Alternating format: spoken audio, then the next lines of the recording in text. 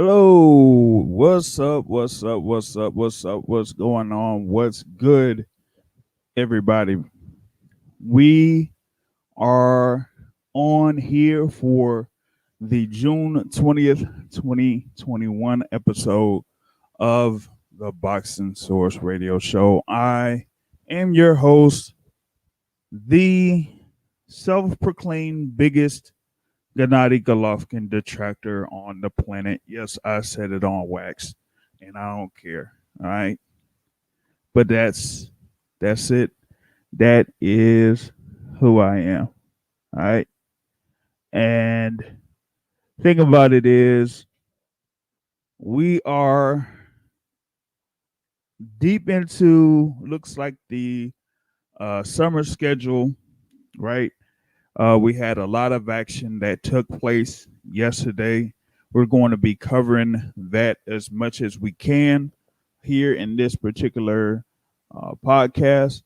Of course, we had, the instance where we could have had a fight card, of course, over in Miami this weekend, but that ain't happened. Um, with the thing with Teofimo Lopez, that was rescheduled to be sometime in August due to, Teofimo Lopez having a positive test for COVID. So you had other action that happened over in Las Vegas yesterday. You had action over in Houston yesterday. Um, there might be something where I talk about, the whole Chavez card. You also have some in El Paso, Texas, which we'll talk about, which probably had the highlight of the day in a undercard there. But wanted to get into, real quick what happened over in Houston, Texas. You had, that WBC middleweight championship bout. Jermall Charlo there was going up against Juan Macias Montiel, with Jermall Charlo uh, defending that title undefeated, going up against Juan Macias Montiel, who, had a few losses, including one against a Jaime Munguia, which we'll, talk about here later in this show. But, Montiel with four losses on his record, before this particular bout, had won three of his last four before going up against, Jermall Charlo. And a lot of people felt like Jermall Charlo was highly favored to win this particular bout, and that he, would have been able to, get a win by KO. But he went through this particular fight against Juan Montiel, and if y'all saw the first few rounds of this particular bout, like I did, I thought that Jermall Charlo was going to run right through this guy. Juan Montiel, came in there with, if y'all saw, I'm like, he came in there fighting at a southpaw stance or something like that. I didn't understand it. He fought in a southpaw stance. He had like his feet were like in a, I don't know if it was like he even looked like he had a front foot or anything like that, but it just seemed like he was out of place everywhere he was in the ring. And if it just like took like a real good sharp punch, something put together by Jermall Charlo, he would have been able to easily stop Juan Montiel. But he didn't do that. He had a couple of instances where he had Montiel in big trouble in the fourth and fifth round. You saw Montiel just stumbling, rumbling, stumbling, fumbling, like, what is it, Chris Berman says. But he did not go down. And there were times when Montiel answered with a couple of power shots that kind of, had Charlo in a little bit of hurt, man. He, kind of like stopped in his place a couple of times there. And that kind of surprised me a bit that Charlo, when he got hit by, Juan Montiel, that it like made him kind of like almost like second guess a couple of things. And if you saw how the second half of the fight went down, when Montiel started to land a couple of shots, even though it was Jermall Charlo winning the rounds and all that, you saw Montiel land more shots on Jermall Charlo to give him a welt on his eye, a little cut on his eye, and that he was getting hurt on a couple of those exchanges. And some people saw that Jermall Charlo kind of got hurt by Juan Montiel there. And the thing about it is that I didn't see like a second gear from Jermall Charlo in this particular bout.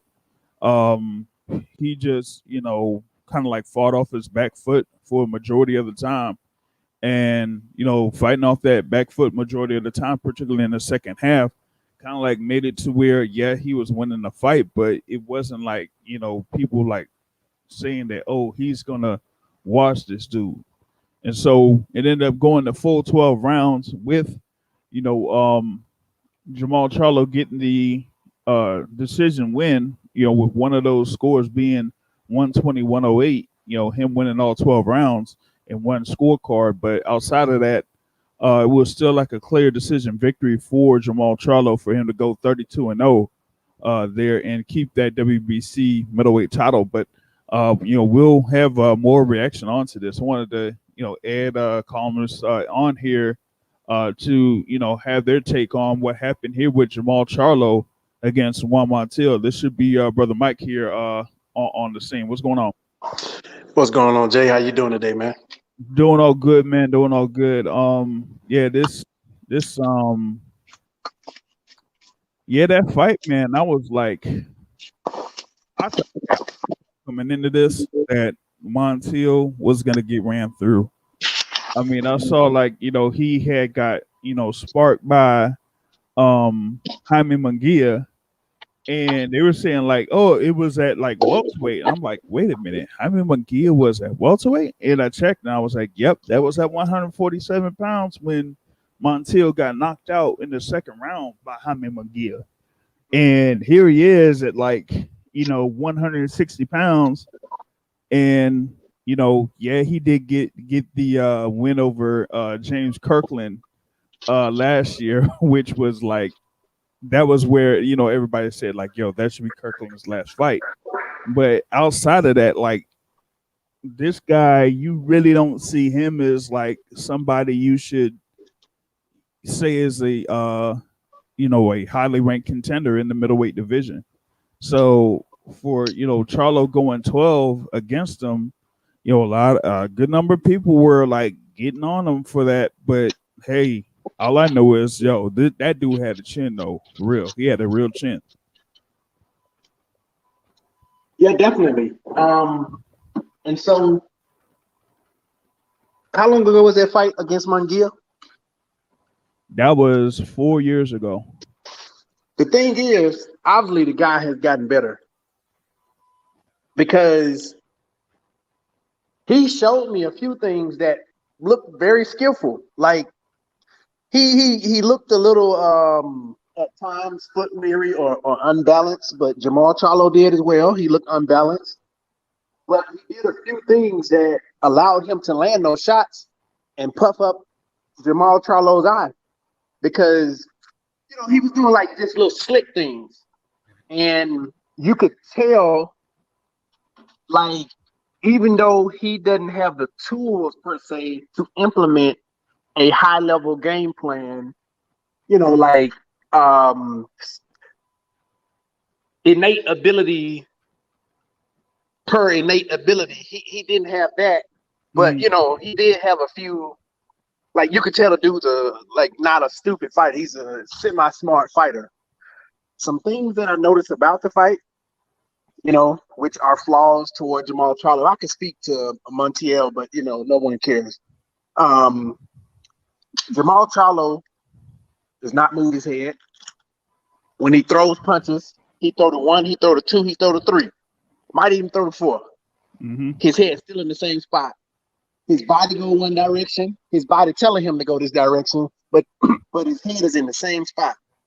And so that's the reason why he got caught a lot of the time. It's because when he throws his shots, he doesn't move off the line. He just stays right there. Boom, Mm-hmm. one, boom, two, boom, three. Heads in the same spot. Boom, get hit back. You know, you get hit because your head is in the same spot. And so when I think about his training, this is exactly what he do. He don't move his head. You know, and Deontay Wilder can do that as well too. But you know, we ain't talking about Wilder. But hopefully I might even go so far to say that the switch trainers. The brother Hey, got the wait, message. that maybe needs to switch trainers.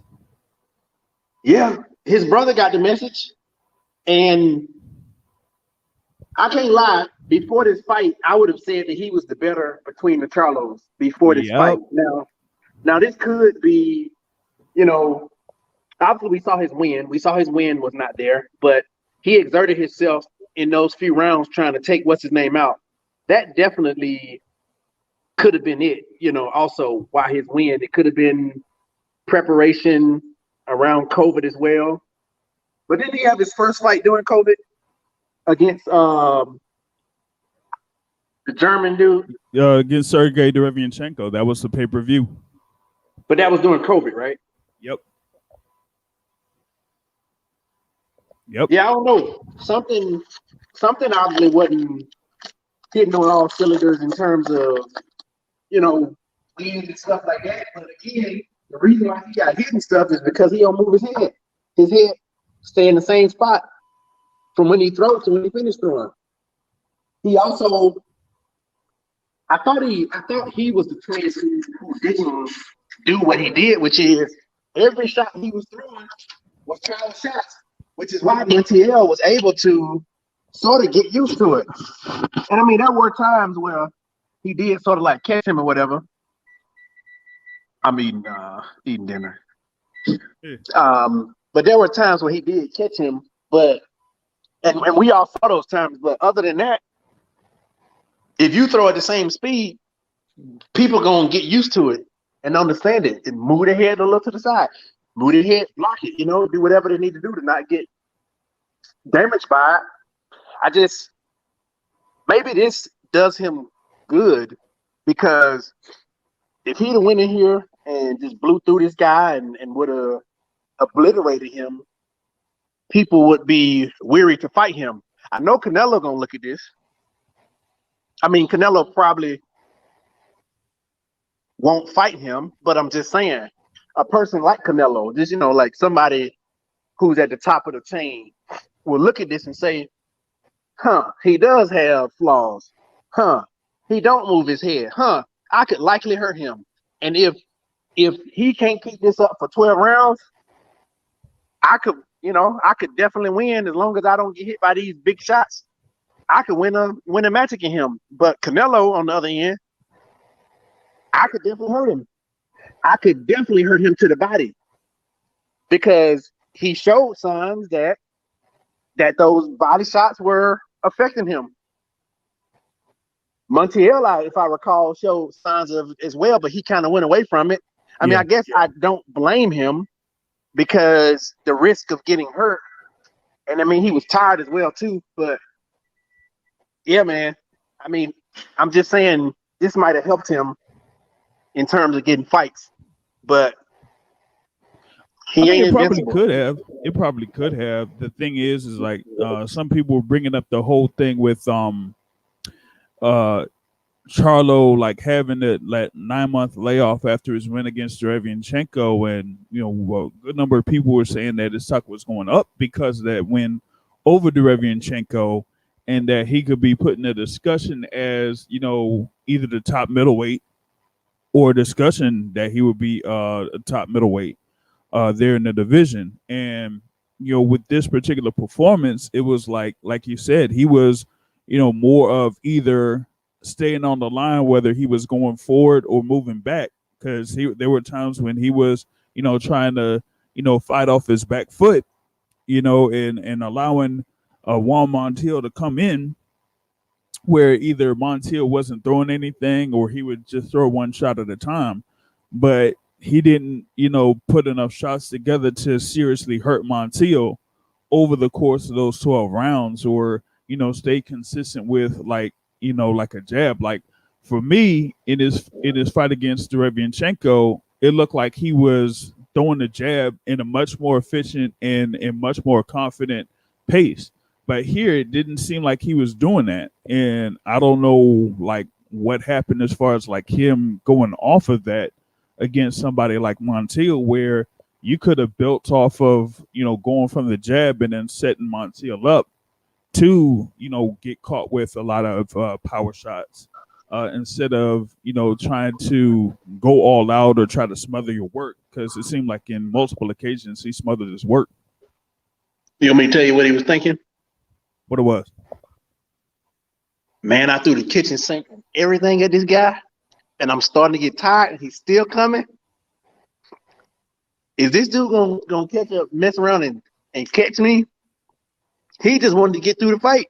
Toward the end, he was just like, I just want to get through this fight. I'm exhausted. I just want this fight to be over with. And the crazy thing is, during the fight, like those first couple of rounds, I had, like, posted on Twitter for in reference to Montiel. It was like those first couple of rounds, he wasn't doing anything at all. And then at the end of the rounds, he was throwing his hands up, like he was like happy to get through those rounds. And then in the third, fourth, and fifth round, that's when you saw him, be in a lot of trouble.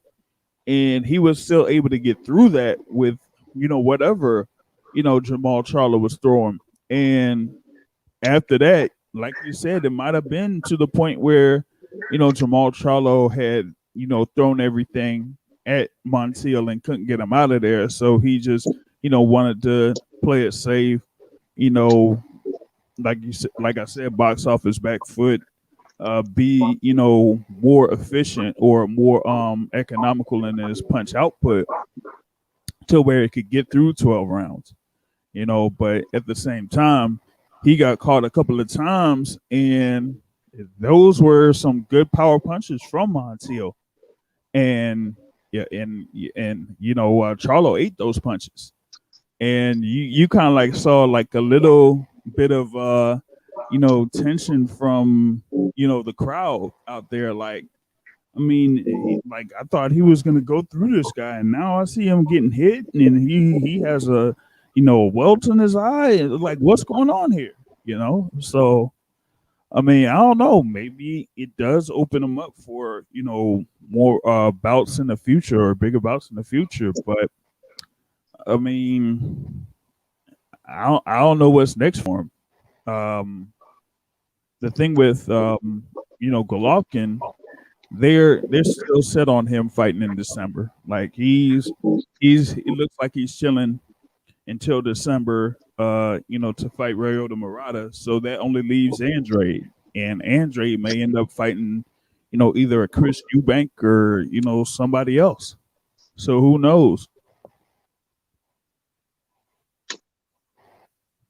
Who knows? But my question is, should he wait till, knock on wood, because I'm not trying to write him off, should he think about getting somebody who can correct his mistakes? Because it doesn't like Ronnie Shields is that guy. Should he wait till he loses, or should he get another guy or see other people to correct his mistakes? Because I like Ronnie Shields, but it doesn't like he the guy to correct those mistakes. The same way with Deontay Wilder. I'm not comparing people here, but his set of trainers wasn't the guys to get him over the hump to fix certain stuff. Not saying Malik Scott is, but I'm just saying something got to change. Something got to shake. In the sense that they've kind of like, used up what they could do at this particular point of their respective careers. Like with Ronnie Shields and Jermall Charlo, like this is about as best as you could get. Being under Ronnie Shields, you might need someone else on the team to give him an additional wrinkle. Like how like somebody could come on, as a chief second that is probably well established, that could give him another element.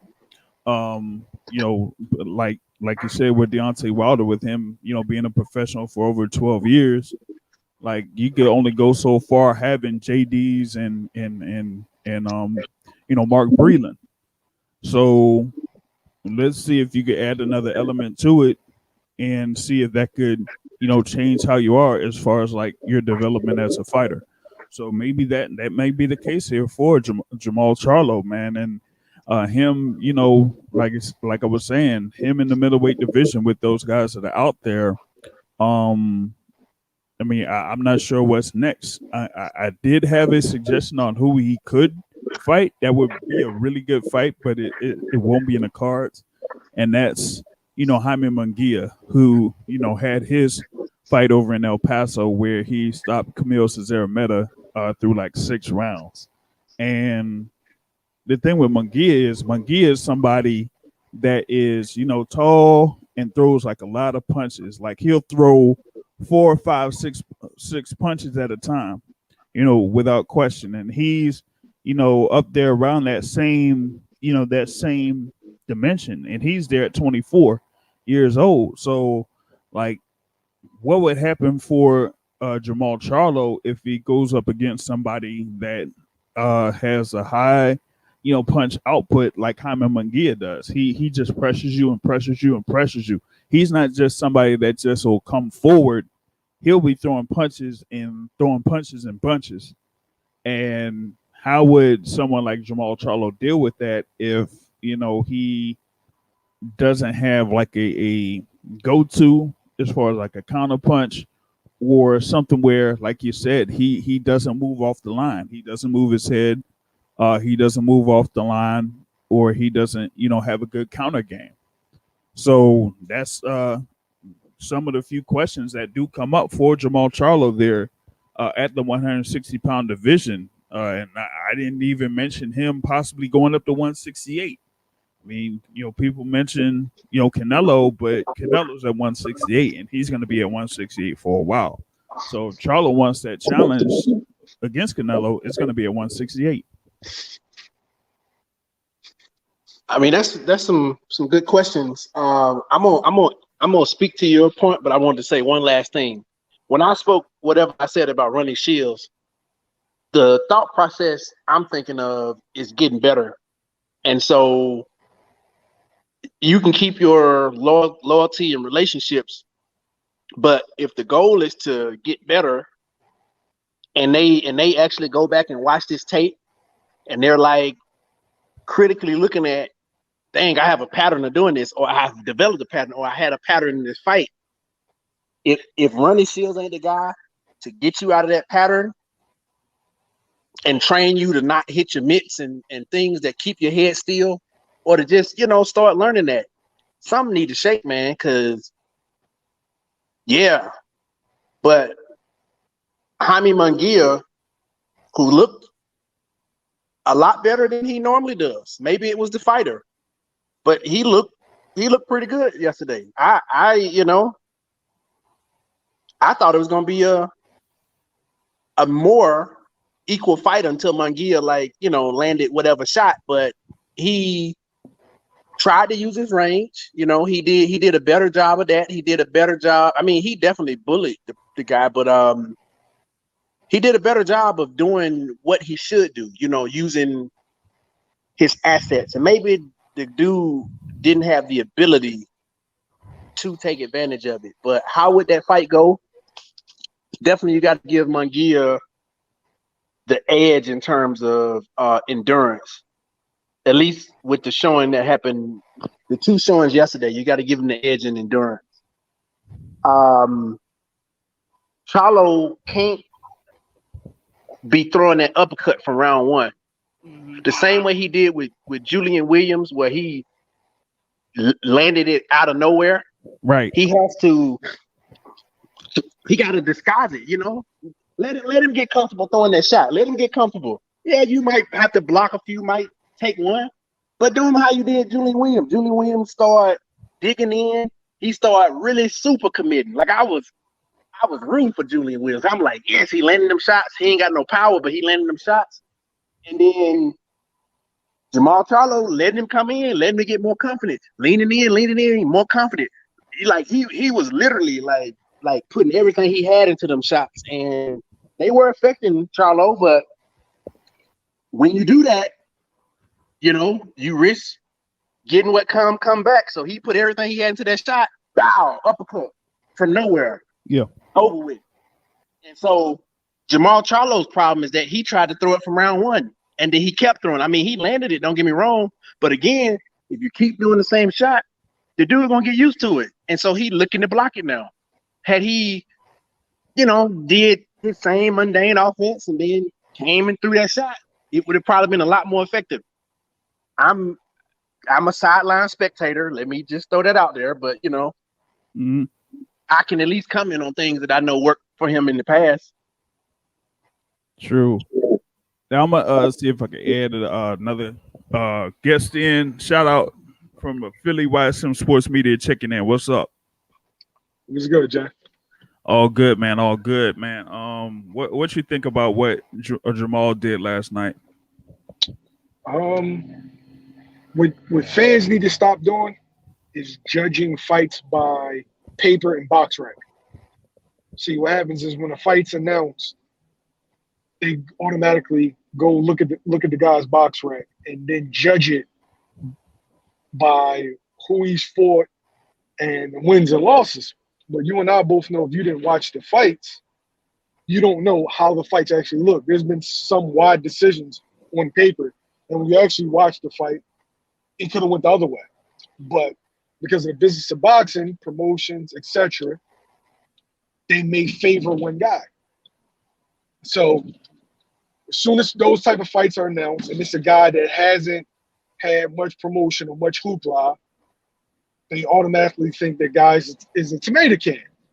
And then put it in the mind that the guy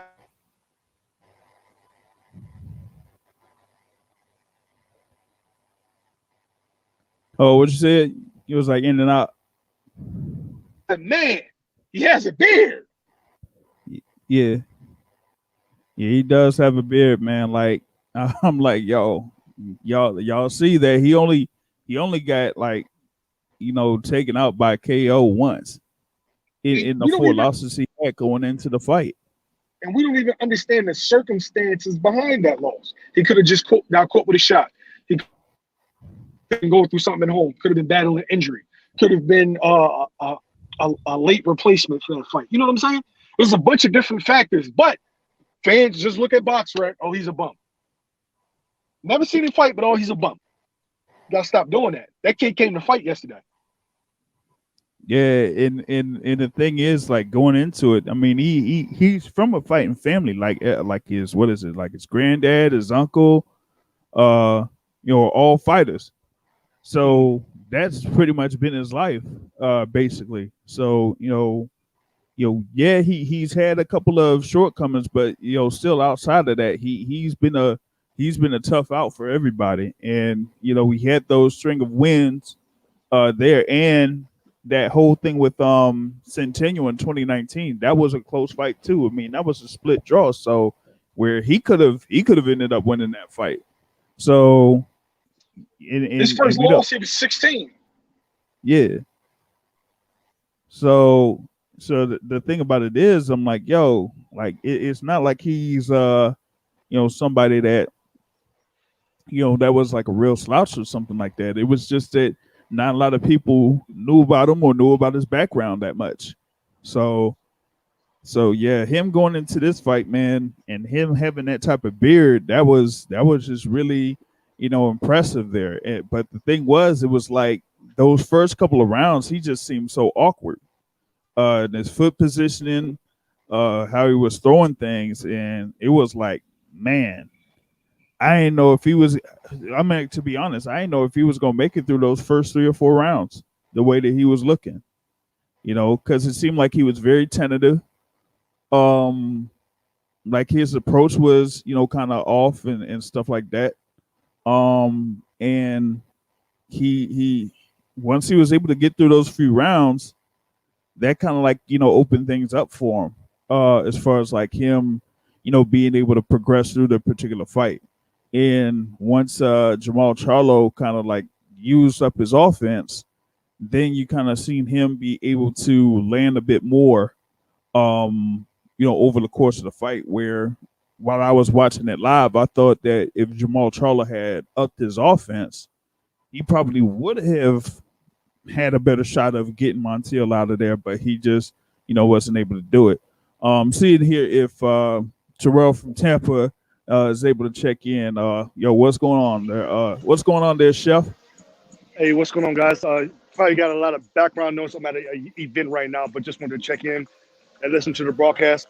Didn't get to watch any of the fights at all. I just saw the results, things like that. Had to do some cooking for a private dinner, so but whatever. But just glad to see a great weekend for boxing. Just hearing you guys talk about Charlo and the guy he fought, I guess, was superiorly durable and everything. So, but just I'll leave it back to you guys. Yeah, thing with Montiel, he just was, very, very durable, very tough, had a chin, and took everything that, Jamal Charlo was throwing at him. And so, that was, one thing. And the other thing was there was like a lot on Jamal Charlo for, that day. I mean, it was Juneteenth, there in Texas, had the event. He's there headlining it. Um, pretty much a hometown crowd. It was a very good turnout for that fight. A full week of promotion. Him, having some things happening over in what it was like an Astros game. He was at an Astros game doing something.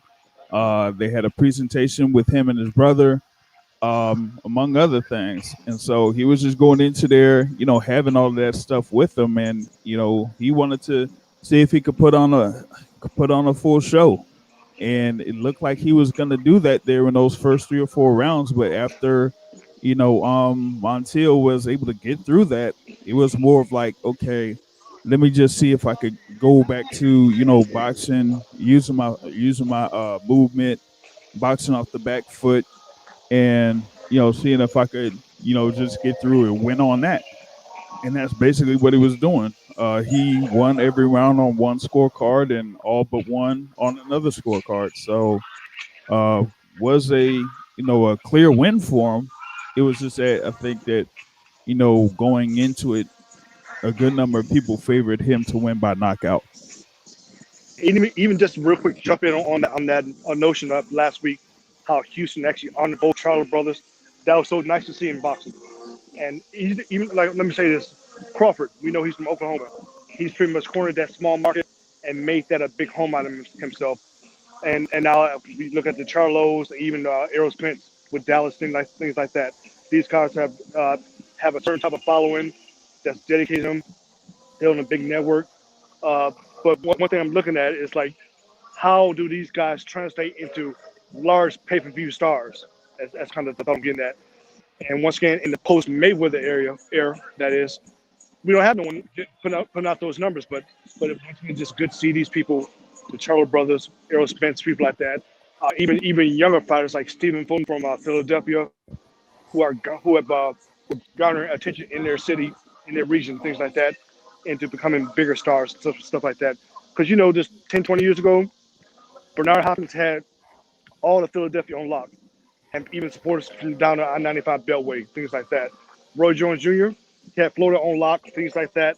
Pretty much people from the South supported him, and just like I say, it looks like these guys now they're building their brand, building their numbers up and stuff like that. So like I said, seeing the city of Houston embrace them and honor them, that's just a great thing to see. Yeah, that would be very good for them. If they could establish something where they get those crowds in Houston, and I think that's good on their part because you kind of like think about, okay, yeah, you have the New York cities, you have the Las Vegas, you have like a Los Angeles, and just recently here with like a Dallas and the AT&T stadium and stuff like that. But in other instances, you could have a lot of these guys have these hometown type of fights where they could, fight in the Toyota Center, like this fight card was, or maybe some other large arena. And if they're able to fill up those crowds, like the thing with Tank Davis having his events over in Atlanta, like if they get those type of numbers, whether it's a hometown or outside of that, outside of their hometown, then yeah, they could really garner the attention and the money that they're looking for. And it doesn't necessarily have to, say that, hey, I want to have this fight against Canelo in order to make that happen. They could, do that against, pretty much almost anybody, as long as they, have it in a good spot and they get good, good marketing, good promotion, and be able to pull that off. And here with Jermall Charlo having this event here in Houston, it came out, pretty nicely as far as like it being fairly well attended. So, that was good on his part. It's just that, sometimes when fans go to these events and they see that this fighter is coming in like a Jermall Charlo, who's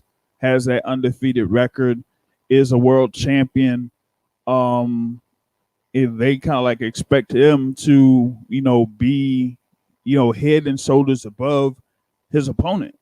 And what they mean by that is to outclass their opponent and overwhelm their opponent and eventually take out their opponent. And you didn't necessarily get that here against Juan Montiel, but Juan Montiel is a tough guy, a tough fighter, very tough fighter.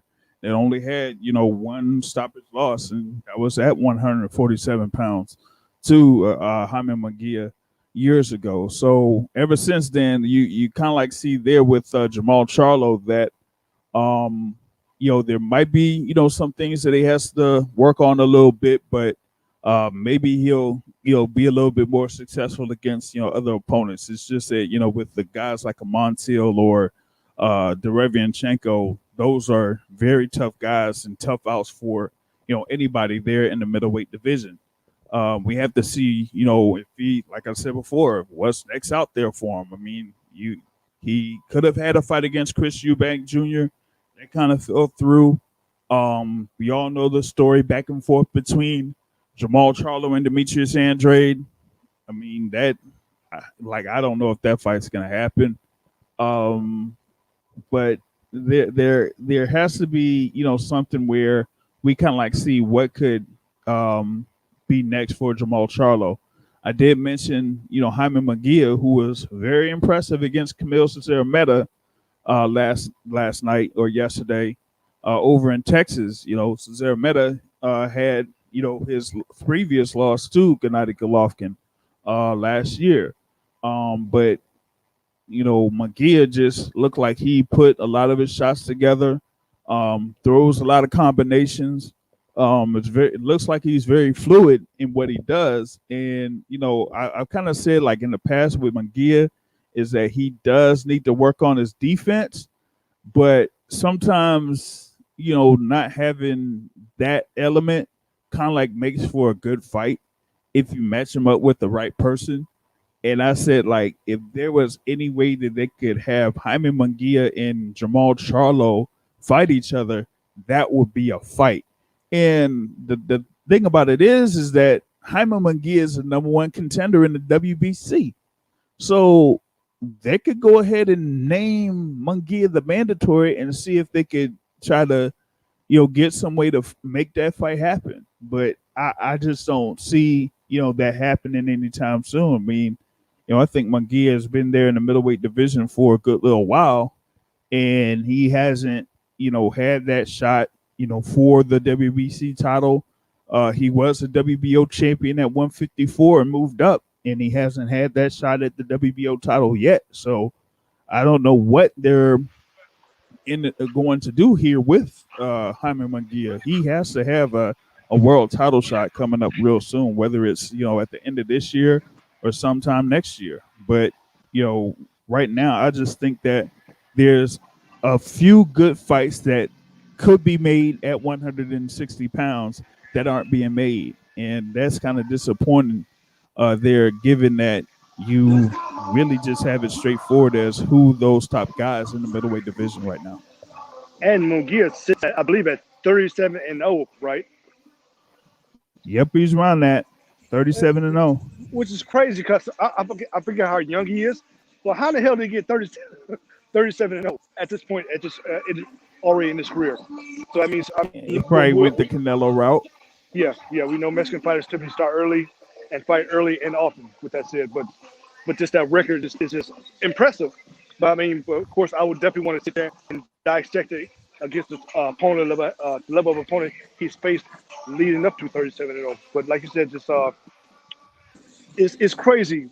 When has someone ever been an actual a belt holder or champion at one weight class, 154? We know that moved up to the higher weight class and really has not had a fight of substance at the new weight class, and that's what we're looking at in Munguia.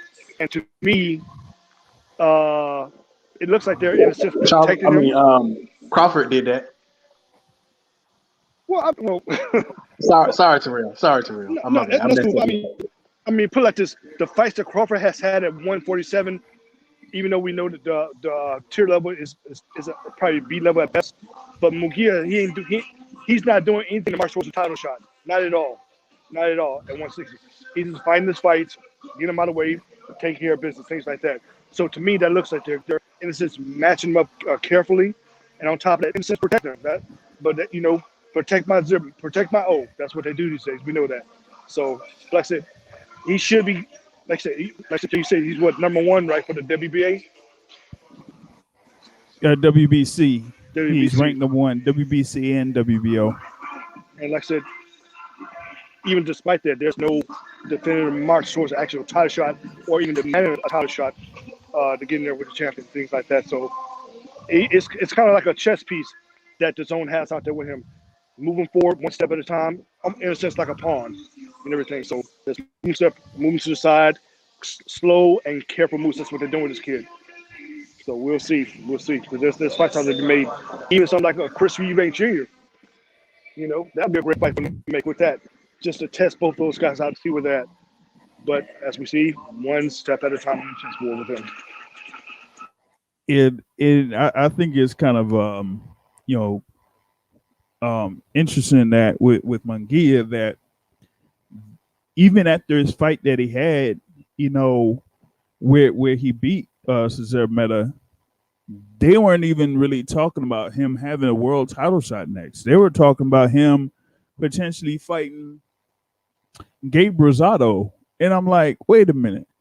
Gabe Rosado is, somebody that's there at, floating around, around 160, but also at 168 or whatever it was. And you had this dude, Beckmatir, that he was fighting, that he was able to catch and, get the win over. And, Beck was somebody that they were talking about like, oh, he was going to be the next guy or next wave over there around 168, 175. And now with Beckmatir losing to Gabe Rosado the way he did, like that extends the career of Gabe Rosado, one, but it also says, okay, now, I want to go ahead and go down to 160 and fight Jaime Munguia. And I'm like, man, dude, like, does Golden Boy want to do that at this particular point for Munguia? Like, he's already been put in a position for a world title shot at 154, and now you move him up to 160, and he's had a few fights here at 160 and hasn't had a world title shot yet. I'm like, that doesn't seem right. Like, he's already, like, he stopped like Gary or Spike O'Sullivan. He had to fight against Toriano last year, and now he has to win over Zarameta.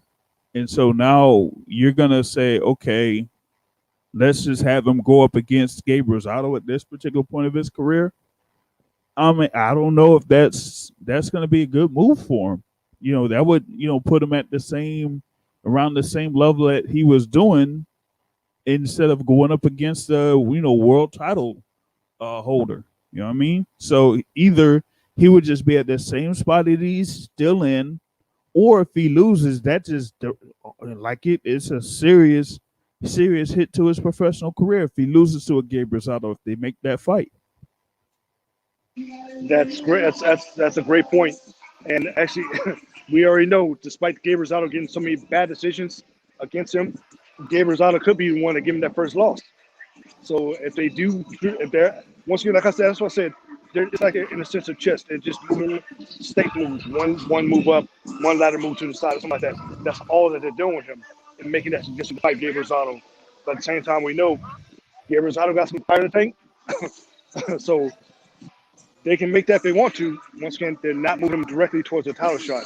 They're not making that demand, which is crazy. Like I said, after being in the weight class for so many fights at this point, and practically in the same spot. The point is to move up within the rankings.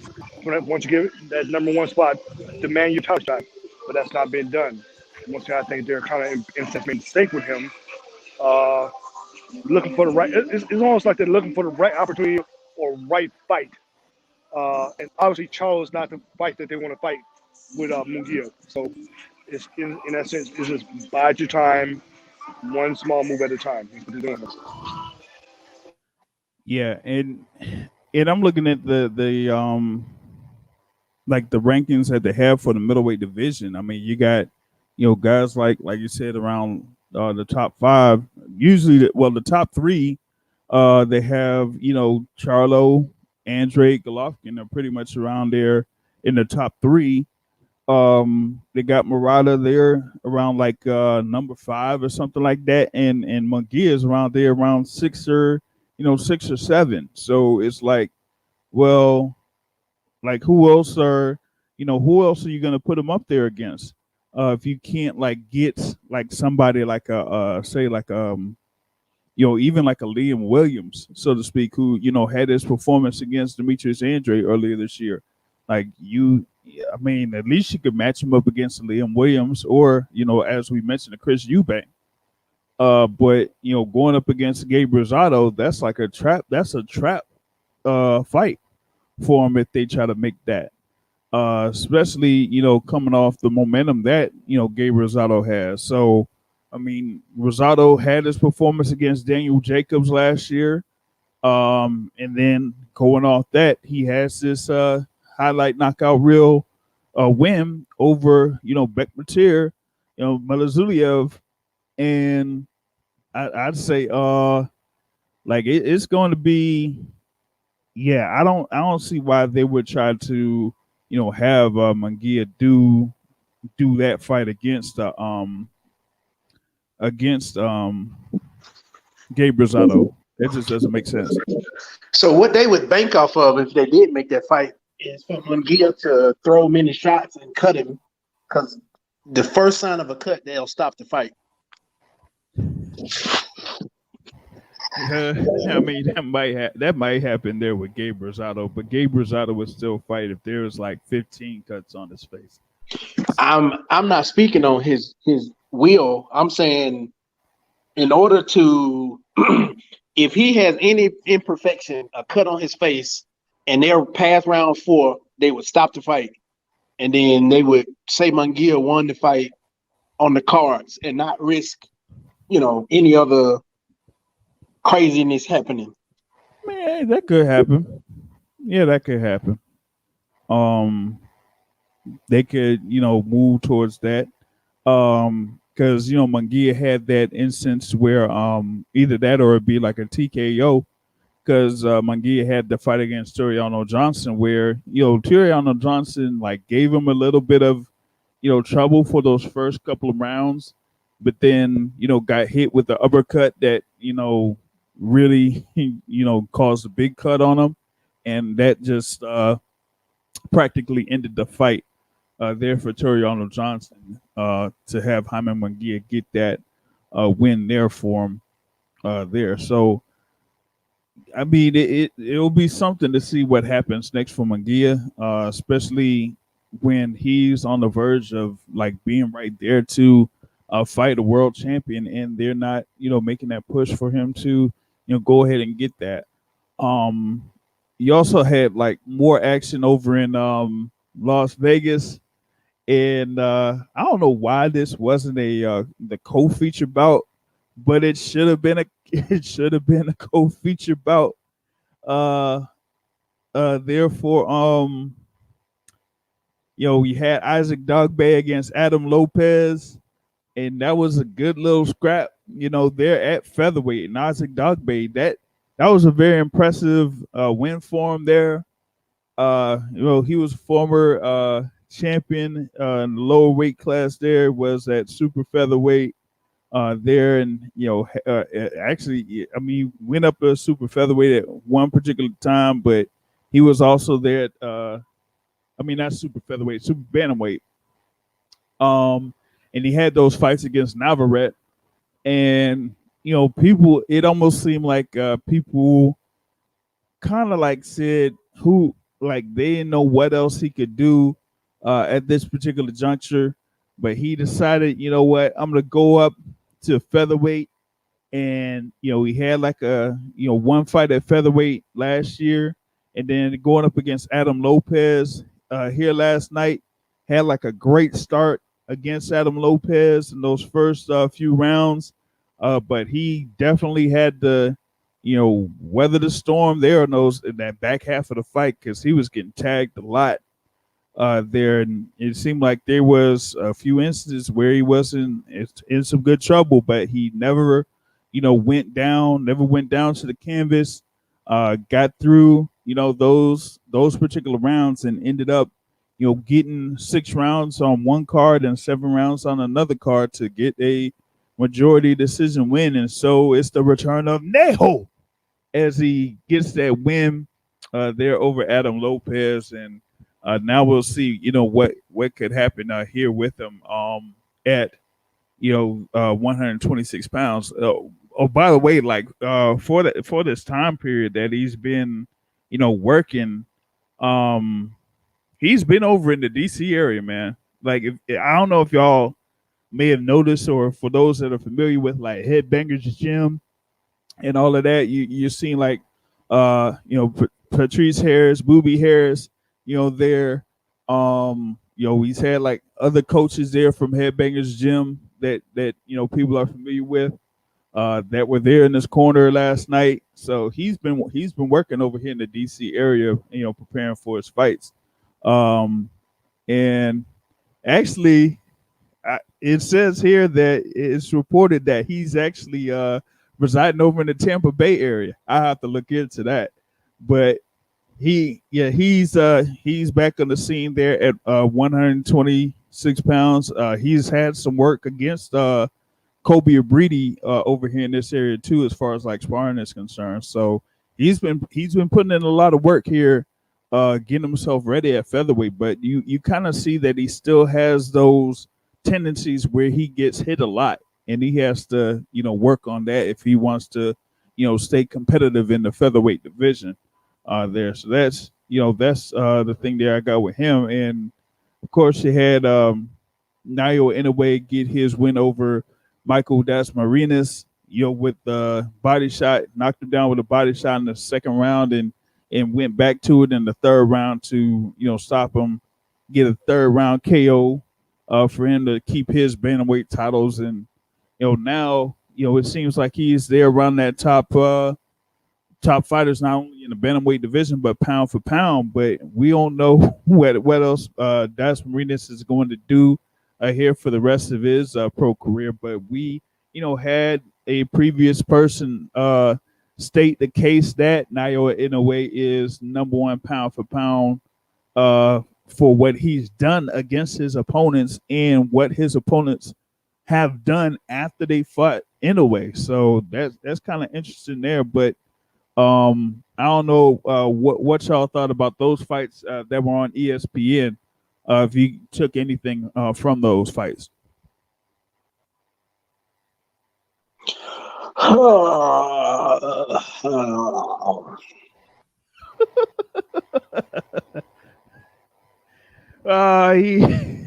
he didn't get anything from him. Oh, come on, man! You didn't get anything out of those? Remind me, they got lost in the noise. Remind me what fights there were again. Oh, with Inoue against Das Marinas over on ESPN?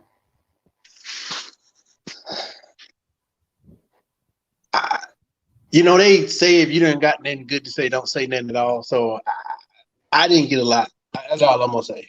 All right. Oh well, It looked like the dude was overmatched. Whoop de yeah, doo. yeah, yeah. He was overmatched. It was something where it was just like okay, anyways having like one of those type of mandatory defenses or whatever it was, and that he could get through that, have his IBF mandatory, get that out of the way, and then see what's next. Um, shout, shout out to J Ro. He's calling you out here on the live chat. He says, "Well, say something bad about Inoue. If you can't say anything good, then say something bad." But yeah. Anyway, he's got this win, and it looked like he was gonna have something where he could have had the rematch against Nonito Donaire after Donaire got his win over Nordino Valley for that WBC version of the bantamweight title. But we had news earlier this week that Nonito Donaire is going to end up in the fight against John Real Casimiro, and that will be for the WBC and WBO bantamweight titles. That is due to Guillermo Rigondeaux saying, you know what? Hey, I'll go ahead and allow this fight to happen, or say that you're going to have this fight happen. And this is going to be on August 14th. So that is a unbelievable turnaround for somebody like Donaire. That's 3 months, less than 3 months. This fight's scheduled to happen on August 14th, you know. And that's the thing about it. This is going to be a unification bout for those WBC and WBO titles. It's just that Rigondeaux said, like, whoever wins, I got next, you know. So I'm looking forward to that particular bout. J-Ro on the live chat, let me see. He says, he did what a pound for pound fighter should do against an overmatched opponent. This is what Floyd did. This is what Roy Jones did, and it's what Canelo does. Yeah, sometimes it's that, when you're a pound for pound number one, number two, or some people say number three, and you go up against an opponent that shouldn't be in there, like my guy says, if the guy's supposed to be, if he's not supposed to be there in the ring against you, you got to get him out of there. And that's exactly what Inoue did in his fight last night. My question to both of you guys: how often is Inoue in with somebody that he is obviously better than? Because the fights I've watched, I haven't watched all his fights, I will say, but the fights I have watched, it seemed like he was the better person every time. The only I'd say, well, I don't even know if it's like somebody better than him. The only one was probably somebody like maybe at that particular point of Donaire, but outside of that, maybe Koi Kono, years ago, who was a veteran, is probably somebody that could have gave him some issues. But outside of that, I don't know. You mean Donaire, who got knocked out by Rigondeaux? Yeah, and he didn't get knocked out. He just got outclassed by Rigondeaux. Oh, my bad. I'm thinking of the other guy. Yeah, Walters. Rigondeaux knocked one of them guys out, didn't it? Nah, I don't think all so. All them hype jobs kind of fall in line together to me, but who knows? I don't know, man. I just would like, if he's so good, let's see him fight somebody who's good, and then I can really say how good he is. It's hard to say in the few fights I've watched. Word. And the other thing is that the thing with we gotta see what happens here with the news there of that Casimiro Donaire fight, because it's looking like the camps are saying that Rigo is not guaranteed the winner.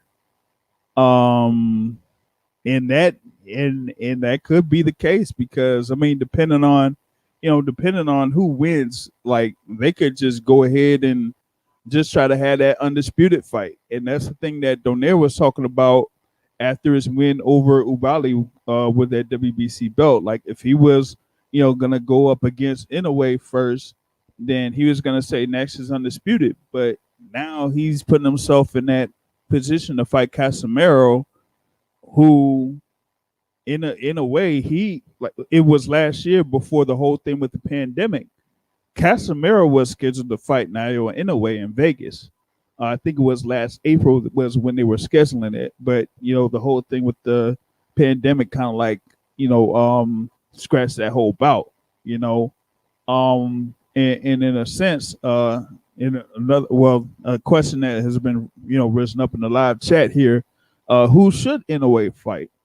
Um, that's the thing. I think right now it's those guys. The Daenerys Casemiro winner or Guillermo Rigondeaux, and that's pretty much that's it. That's around there. Now I've said that at this particular point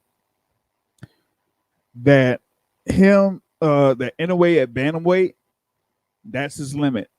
I think that that fight against Donaire when he got himself he got his eyes busted up a little bit. That was something where he had to get through the rest of that particular fight in order to get that win. But anything north of 118 pounds, he may be in some real trouble. So if he could stay here at 118 and then potentially become the undisputed champ, then that would really cement him as far as like him being a pound for pound top guy. But north of that, I'm not sure what he could do north of that if he goes up to 122. So that's the thing there with Inoue. That's gonna be a real challenge if he goes up there to super bantamweight and tries his luck at super bantamweight. Because a lot of those guys, that's a very deep division at super bantamweight, and two, a lot of those guys could crack. So I'm not sure what he could do there against those guys. Like for example, I mean we saw what happened with Brandon Figueroa and what he was able to do to get that win that he had in that that kind of like shocked me for him getting that win there to win that WBC belt. But you got guys like him, you got cool boy Stephen Fulton there at 122, you got Rais Salim, you got Akhmadaliev, like a lot of guys at 122 there for in a way to face if he does end up going up to 122. But that's a real big challenge if he's able to get through the Casemiros or the potential rematch with Donaire or a fight against Guillermo Rigondeaux if that happens at 118. So that's mainly most of the stuff that happened there in the action yesterday. And I mean we got like a few things that are coming up next week that we'll be talking about, but going into I'm gonna revisit what happened in the previous week. You had, of course, that press conference with Fury and Wilder. But now it's been like a few days after that. You've had Deontay Wilder, talk about a few things. To a few people after that, like he said, what he's generally focused on the fight.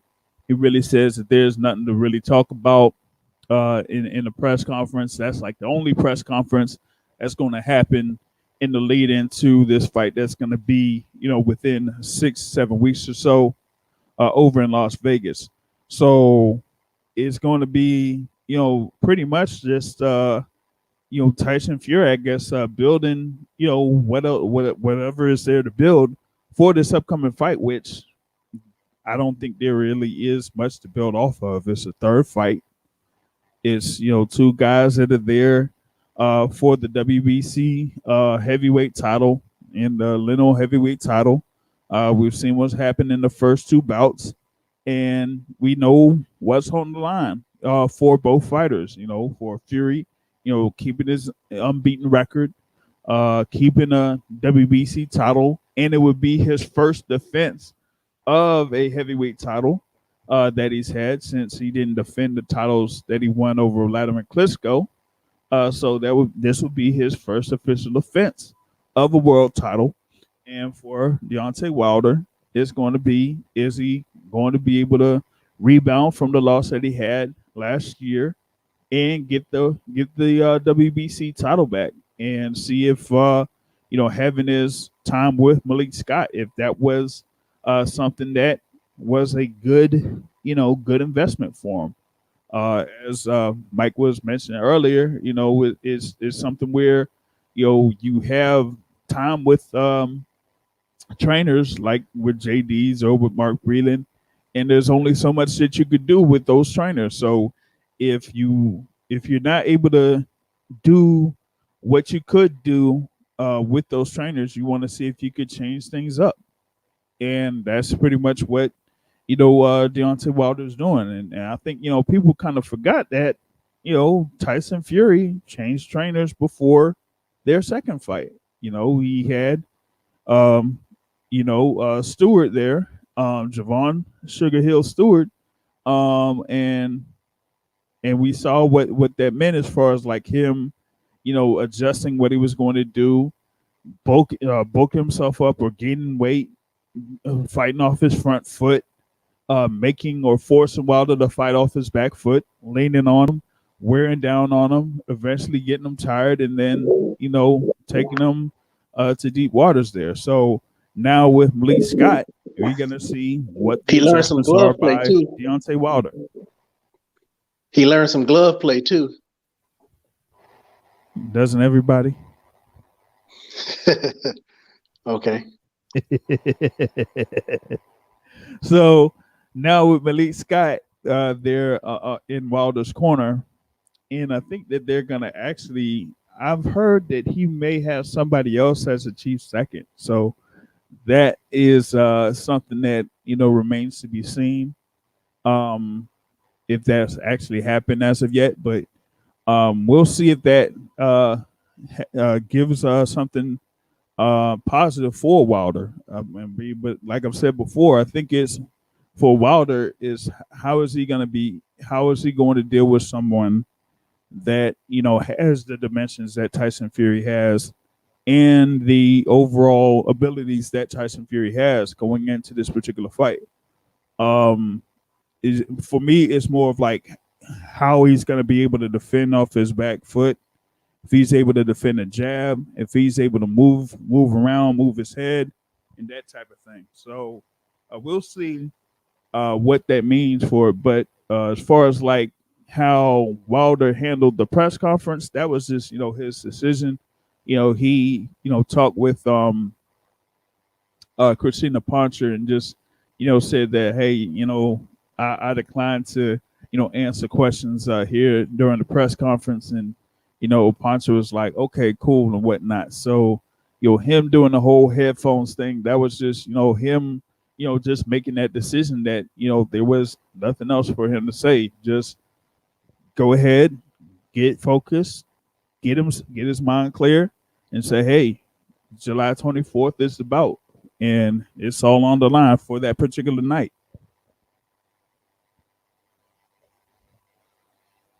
He didn't say anything about no glove gate. He didn't say anything about anything with like say the what is it, the dent that he was talking about, or nothing like that. He just said, you know what, put that in the past, leave that in the past. I'm looking forward to what's happening on July 24th, and that's going to be what his focus is. Now we got like some things coming up for next week, including the fight card in Atlanta, headlined by Gervonta Tank Davis against Mario Barrios for the WBA regular lightweight, super lightweight title. Excuse me, super lightweight title, 140 pounds. But we also had recent news that one of the fight cards, or one of the fights on that card, was going to be Julian J. Rock Williams against Brian Mendoza. But recent reports from earlier today through, there's a Keith Idek here, is that um, J Rock suffered an injury to his elbow. And I was hoping, my guy from Philly was still on here.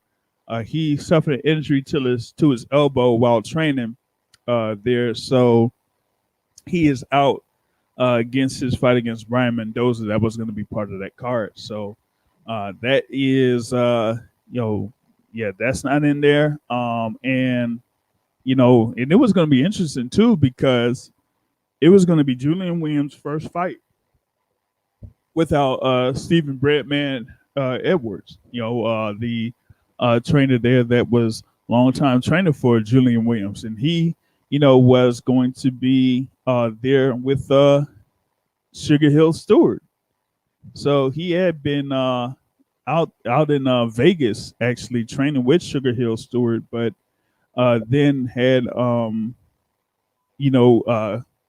had this injury. So, and this is the second delay that he's had, because he was supposed to fight Mendoza in December 26th last year, but had been hit with COVID there. So they're going to see if they may have a replacement opponent for Brian Mendoza for Saturday night. But as of right now, that is up in the air. So J. Rock Williams is out for that fight against Brian Mendoza on Saturday night. You had the also that co-feature bout there, Erickson Lubin against Jason Rosario. And I think that's a toss-up fight. That's a toss-up fight. Lubin is somebody that is, we had his fight. Both of those guys had their fight against Jermall Charlo. Both of them losing by knockout. And outside of that, with with Lubin had that fight years ago. That was 4 years ago. Since that fight, he's won every fight since. He's had wins over Ishe Smith, Terrell Garcia, and Nate Gallimore. And of course, Jason Rosario had his win over Julian Williams before losing to Jermall Charlo last year. So, and that's the thing about it, is like, this is a WBC eliminator there for super welterweight. So it's like whoever wins this fight either could be in a position for a world title shot again, or they may have like a whole nother eliminator bout where the winner of this could face like a Sebastian Fundora, the 6'6", 154-pound guy. And depends on what happens here with Jermall Charlo, because Jermall Charlo had his bout coming up against Brian Carlos Castaño for the undisputed title there at 154 pounds. So you got like a lot of activity coming up for next week. You also have Vasyl Lomachenko. He's going to be back in the ring ever since his first fight, since his loss to Teofimo Lopez, as he's going up there against Masayoshi Nakatani there at lightweight. And that's going to be a pretty intriguing bout to see where Lomachenko is at this point of his career. It's a good amount of time since his loss to Nakatani. And the whole thing that people were talking about with Lomachenko, like he said, he felt like he won the fight, like he got robbed or something like that against Teofimo Lopez. And then recently, in a recent interview, he said he looked at it again and he said, he thinks it was a draw, but now we're gonna see like how he is going to perform here against Nakatani. Nakatani having his lone loss to Teofimo Lopez, but then turned around and had his win over Felix Verdejo last year. So it's going to be something because you have someone in Nakatani who's a very tough fighter, very durable, can take a lot of shots. Going up against Lomachenko, where people say like he's still there among pound for pound top 10, but I've said like at lightweight, he's at his limit at lightweight as far as like what he's able to do, as far as like from his overall fluidness and mobility in the ring. Like he really can't do as much as he did as super featherweight here at lightweight. So I think that's going to be a very interesting bout. There, Nakatani's there at 5'11", with a 71 inch wingspan, and Lomachenko's there's a much shorter fighter. So I think that's going to be a very intriguing and interesting bout there for Lomachenko. And don't be surprised if he has some real issues against Nakatani early in this bout. Mike, any thoughts about next weekend's fights coming up? Who beat Nakatani? Tio. Oh, okay, gotcha. And it was a like a kind of lackluster fight, if I recall correctly, right? Yep. Okay. I mean, if you say the dude 5'11", and I'd imagine his arm reach is definitely longer. I don't remember how Nakatani fought. Did he use his range?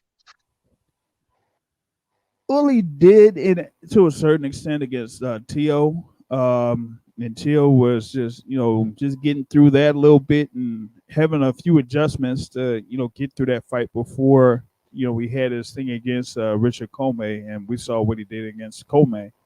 And then he had the fight against Felix Verdejo, where he got knocked down twice before getting that TKO win in the 9th round. So he was able to get up from 2 knockdowns in order to score that particular win. And then now they just put him in position to go ahead and have this fight against Vasyl Lomachenko. So this is a pivotal bout for both guys to see where they're at this point of their careers, especially with Lomachenko, because Lomachenko still wants to have his name and hat to challenge for the world title again, and probably try to have a rematch there against Teofimo Lopez. So if he gets through this bout, they might set that up there if Teofimo Lopez is still around there at 135 pounds. Yeah, definitely. I mean, I don't know what to expect. I think that Lomachenko definitely has a skill to get around it. He can't be doing the cute matador stuff, because if somebody uses their range and just makes a point to sort of stay away, then yeah, you can't do that. You gotta obviously get past the landmines, but then when you get there, do what you did to Teofimo toward the end of that match. Land them bombs, stop doing your Russian dancing, and lay some hands on people. But that's the thing here with with Nakatani. I think he's going to be throwing punches from the first round to the last round. So I think it's going to be something where Lomachenko will have to deal with that type of offense where you got a guy with length that just keeps throwing, and can take a lot of punches. So I think it would be, a test to see where Lomachenko is as far as like his mobility. If he could, control range, score where he can score, land, shots to the body, move away from the line of Nakatani, and kind of like wear him down that way. But we'll have to see if that comes up here later on down the line. We got like late person coming in the field. I know that he's kind of like motivated. I know what his focus is. His focus is July, but he's coming on here anyway. This is, y'all know him, the president of the Deontay Wilder fan club, Mr. Matthew Brown. Hey, what's MVO, what's good, good? JR? Hey, Mike Grady, what's good, man? You watched the fights last night? Yes, I did. I expected you to come in talking shit, but My man, Mike Grady. Were you impressed with Inoue finally? okay, you didn't hear what I said. So had you heard what I said, you would have came in talking shit. So JR asked me what I thought about it, and then let me try to harness what I said from earlier. JR asked me what I thought about the fight, please. Okay. What Mike said was this. If he doesn't have any good to say about the fight, then Oh my God. he'll say nothing at all. Fucking kidding me. So he'll just leave it at that. Wow. That was a good synopsis, JR. I appreciate that, man. Wow. So you don't It care was about boring. the #1 pound for pound fighter in the world getting When is he gonna fight early somebody knockout? that can compete with him, Matt? Tell me that. Like, I don't know how good he is because every fight I've seen of his, he's been better than the person. Like, it's the same thing with Terrence Crawford, same thing with everybody else. When you gonna fight somebody that look like they got a chance? Well, supposedly he's gonna fight the winner of Donaire versus Casemiro. You mean Donaire, who got outclassed by Rigondeaux? That Donaire? Yeah, but what about Casemiro? You know, Casemiro's a heavy hitter. I don't know this fighter you speak of. Oh well, then you're never gonna be impressed by Inoue if you don't know anyone from the lower weight classes.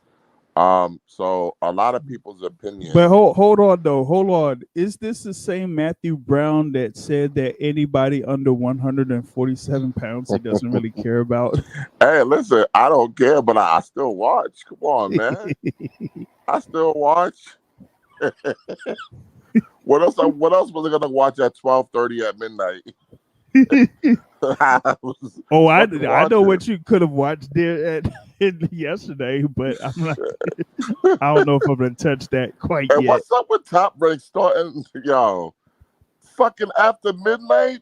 This is ridiculous. Was this pay-per-view? I was like, yo, why is this? It was on so ESPN late? Plus, I think. I thought it was ESPN, but it was ESPN. It was on regular ESPN, and I feel like I was watching a fucking UFC event. Only UFC start their main events at 1 o'clock in the morning. I was like, what the hell's going on here, man? But I think Inoue looked great. You know, I don't care what nobody say. I think Jermall Charlo looked great. What about him look great now? Give us details. What about look great? He threw the most amount of punches he threw in his whole career. He was trying to entertain his people. And then after he threw that many shots, what happened? Huh? And then after he threw that many shots, what happened? Like, what was the result of he won an easy decision where he beat the hell out of the guy for 12 rounds. You sure for 12 rounds? Yeah, he beat the hell out of him for 12 rounds. Man, absolutely. At the end of the fight, he was just wishing the fight was over with. No, I don't think so because it finished strong. I think in the last couple rounds, he was averaging like 76 punches a round. The dude was putting in work, but you wouldn't know that because as soon as Montiel do anything worth of any substance, all of them said, "Oh my God, Jermall Charlo, he's taking punishment." Like, no, he wasn't really taking much punishment. Did you see his eye, Matt? Did we watch the same fight? You thought his eye was cut from a punch? His eye was what? His eye wasn't cut from a punch. That wasn't a punch that cut his eye. Well, I'm talking about the swelling. It was swelling because it was cut. He got cut, but it wasn't from a punch. All right. So, you know, it happens. It is what it is. It was the first cut of his career. And for someone who's never been cut before, he still put in work. You know, So you don't think that Jermall Charlo being there with Ronnie Shields, that he's reached his limit with Ronnie Shields? um, when you say reached his limit, do you mean that you feel like he's not getting any better as a fighter? Let me tag in here. So the comment that I made was Jermall Charlo, as we saw yesterday, does not move his head off the line. He throws the 1, he throws the 2, he throws the 3. His body trying to move, but his head stays in the same position on every punch, which is why he was falling off balance on those times where he threw the 3 and his head was still right there on the line, which is why he kept getting hit so much, because he doesn't move his head off the line. What I'm throwing out is it doesn't look like Ronnie Shields is the guy to, this is just my observation, I don't know for sure. It does not look like Ronnie Shields is the guy to look at that, to look at the tape and say, hey, we need to start practicing you moving your head off the line when you throw these punches, because staying right here, yes, Canelo would hurt him. Somebody with, who can throw big shots would hurt him because he don't move his head off the line. And you can't absorb shots always. Like, you can't bulldoze people. So what I'm asking is, did the young Charlo have something? Did he tell us something in that I need to go and get me someone else to help me improve? And we saw what he's done since. Obviously that also is due to fighting with Errol Spence, but going to a different trainer that tells you to get your head off the line, I can't confirm that now, but I don't know if Ronnie Shields is the guy to correct his problems. Should he wait till he lose? I think Jermall is Let me say this last than comment. Jermall. I would have said that up until yesterday. Should Jermall wait till he loses to get more help, or should he rely on Ronnie Shields to where it just doesn't look like Ronnie Shields is going to do anything different let than me what they've ask you been a doing? question. Let me ask you a question. Since clearly you think that he's reached his limit with Ronnie Shields, who at middleweight beats him in his current state? I mean, I would have to think of that, but someone who so let me put together a fighter, and maybe we can think of a fighter together once I put together does Andrade beat him? Probably not, no. What about JR's favorite, Triple G? No, but I think Triple G could hit him. I think Triple G everybody gets hit. Triple G gonna land that Donkey Kong. He gonna land the Donkey Kong on him. He will hit him with the Donkey Kong. Munguia. Munguia looked pretty good yesterday. He did. He looked excellent to me. He looked like, I'm like, man, is this dude growing? Is he trying to use his length and stuff? Like, has he grown up in front of us? I saw Munguia dodge like 3 or 4 headshots. Yeah. I was happy for him, I was kind of proud of him. The thing is, what scares me now for Jermall Charlo is that when he throws his shots, if you are willing to either block and then throw something right in between them, you will be able to catch him. What I do know, someone's punch resistance does not get better as their career goes on. It only gets worse. No, that's not true. That's not true. If Jermall Charlo would move up to 168, I think his punch resistance would be better, because to me, a lot of guys lose punch resistance as they go along. If they stay at the same weight too long and they keep cutting weight from a high number down to whatever weight class they're fighting in. Okay, I'll give you that. In terms of them carrying more weight, yeah, less dehydrated, that means that the muscles able to absorb more, something to do with the water. Okay, I'll give you that. But what I'm saying got is more brain fluid. Yeah, more brain fluid. But let's take away the body mechanics and just only go. So is it safe or unsafe to assume that as your career goes on, you're gonna take more and more punishment? Yeah, as your reflexes diminish, you would think that you're not able to get out of the way of punches. Nobody's Mayweather. But even Mayweather, as his career went on, it's inevitable. The longer you fight, the more punishment you will take.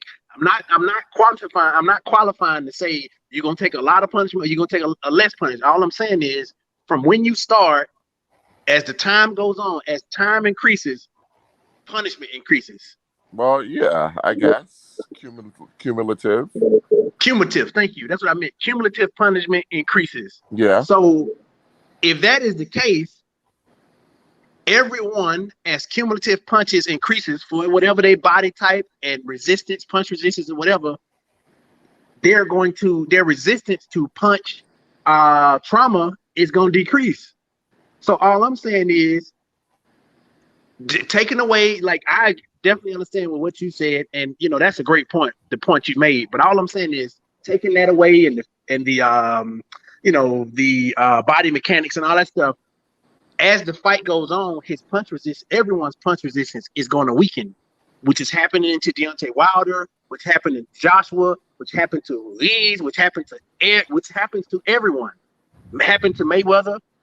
If he does not correct this movement of his head, his punch resistance is going to weaken, and he going to get hurt a lot sooner because he needs to move his head. He needs somebody to train him the same way. That's exactly what happened to Deontay Wilder. I hate to say it, but the best thing for Deontay Wilder to do was to get somebody new to try to train him to move his head, because his punch resistance decreased with anybody.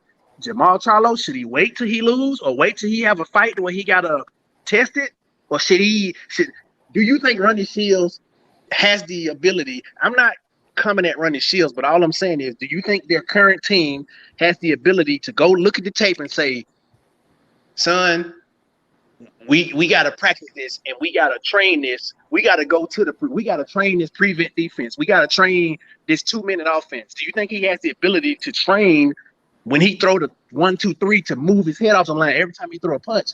I promise you look at him. Every time he threw a punch, his head is still right down the line. He does not move his head to the left of the line. Doesn't move to the right of the line. It's still right there, which is why he gonna keep getting hit. I want him to win. Maybe Ronnie Shields is not the guy to teach that, but you have to also take into consideration that he threw the most amount of punches of his entire career, and that was by design. He wasn't economical. So what happens? The more punches you throw, the more opportunities there are for you to be counted. So to me, I didn't see anything different from Jermall Charlo in terms of defensively when you take into consideration the amount of punches that he threw. Matt, we need to go and look at the preview together. JR need to show us the 2-minute preview so you can see the shots of him getting hit a lot more than normal. Than what more opportunities. That's what I'm saying. Okay, that's what you think. So you know how they say people score more in the NBA when the pace of the game speeds up. So that doesn't mean that a team is worse defensively. It just means that there's more opportunities to score. So of course the scores are going to be higher.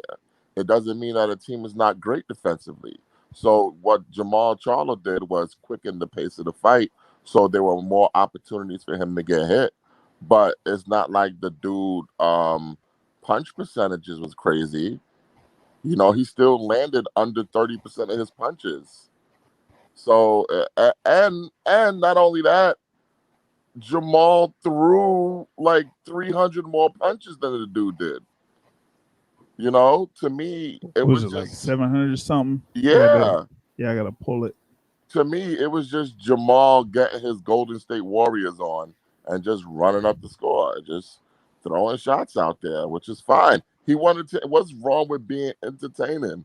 That was one of the most entertaining Jermall Charlos you've ever seen. I mean, I'm not negating any of your points. I agree with every point you've made. I mean, it makes sense. I can't argue with the points you're making. But let me I'm ask you a quick arguing. question. Yeah. If Ronnie Shields is not the guy, then who is the guy to take Jermall Charlo to whatever level that you feel that he's stuck at in the ring? What's the name? Old trainer, Andre Ward, old trainer. Virgil Hunter? Oh I think God, no! I don't want to see that. I think Virgil Hunter would, Oh with the God. tools that what's his name has, his body, like his body attack is effective already. Can, But can I can I tell you a secret? go ahead. A lot of people didn't like watching Andre Ward fight. A lot of Like I people didn't don't like want to watching Floyd see Mayweather fight. Jermall Charlo turn into Andre Ward. No, A lot no, of people please no. didn't like Mayweather fighting. But we see what became of that. The man still, for the most part, I hope he got his faculties. I hope he's not developing signs of, CTE. And he making $1 million for 9 minutes. He's making $1 million per minute for 9 minutes of fighting people he overmatching. Well, listen. Part of this business is not only winning but also being entertaining. Okay. Shakur Stevenson doesn't take a lot of punishment, but guess what? I'm not interested in watching Shakur Stevenson. So now, if you're telling me just for Jermall Charlo to get to whatever level you think he needs to be at, that he's just going to, I guess, take the air out of the ball and be boring, I don't want that. The Derevinchenko fight was very exciting. Guess what? Jermall got hurt in that fight from a body shot. Yesterday's fight was very exciting. He got hurt from to me, it was a borderline low blow. I think that's why he wilted, because if you look, it looked to me like it was a little bit below the belt line. But it happens, and that's what I like to see. I don't want to see boring fights. You know how Shakur Stevenson 12 O's people and nobody's satisfied, and it was a whack fight. Yesterday, to me, Jermall Charlo 12 0'd somebody, but the fight was fucking exciting. I don't mind that at all. Again, I can't argue with this point. I mean, when I think about the Shakur Stevenson fight, yeah, I mean, I can't argue with any of this because I was watching the fight. I mean, it was a very entertaining fight. But in terms of if he was my fighter, I would care less about entertainment. The point of boxing is to hit and not get hit. Oh Like, God, not to stand in. Yeah, that's not to right. stand, That's No, I'm right. out. That's right, not to Matt. stand in trade. Shout out to the Boxing Source Radio Show. But no, man. If it was my fighter, yes. I'm sorry, crowd people. Yeah, turn into Andre Ward. Because guess what? Fighting like that, he'll never have a cushy TV job when he talk about fights. Yeah, but who's gonna care about him? Who is going to care about him? His family. Oh, that's fine. So I guess only his family gonna go to his fights to purchase his fights. Andre Ward couldn't sell a ticket outside of Oakland because of his fighting style, and to me, Jermall Charlo not only wants to be successful in the ring, but he wants to be successful commercially. He will never be successful commercially with a trash style like that because he doesn't have the personality to carry a fight like a Floyd Mayweather. What if he had somebody in his corner like Andre Rozier? Oh, I wouldn't trust Rozier if I was him. Why not? Because Rozier the ops. Rozier been the ops for years. No. Rozier been with Danny Jacobs. Oh, gotcha. He been with Danny Jacobs. That's the enemy. I wouldn't trust that motherfucker. Yeah, but he with Jacobs now though. I think they're back together. What? I could've gotta verify that. I could have sworn I saw they got back together. Oh my God. If he did that, I'm gonna be like, oh Yeah, goodness, thank you. I saw. It was after the Gabe Rosado fight that it looks like Jacobs is going back to Rosier. Oh man, that would be yeah, it may be possible. Yeah, man. They said they said that it's possible. They talked to each other back in March. Yeah, and they said that he not with Angela Simmons no more. Who knows? Maybe him and his old wife will get back together. Maybe Danny Jacobs is coming back. Who knows? Maybe he might move back to uh, Brooklyn. oh man.